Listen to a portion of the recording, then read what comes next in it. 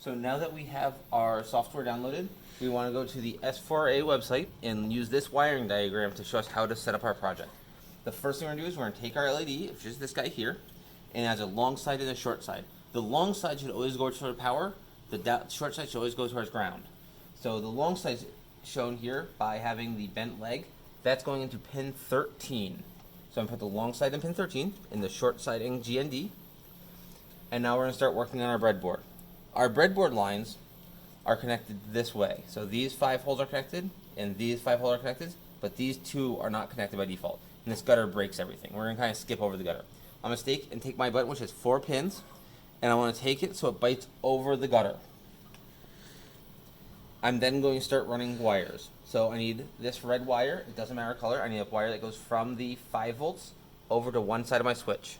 I'll use a red wire in this case because I have one, but it could be any color, the color doesn't actually matter. So I'm going to plug it into the same column as the switch, and I'm going to plug it into the 5 volt side of my Arduino.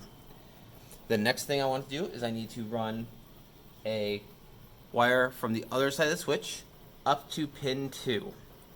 So I'm going to go to the bottom side because it doesn't matter.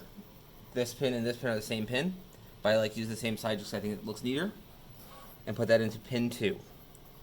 I now need to put a resistor off the same line as the blue wire to another column, it doesn't matter where, and then I'm going to run a white wire from that other side of the resistor back to GND, and there's 2 GND pins here. I'm going to plug it in there.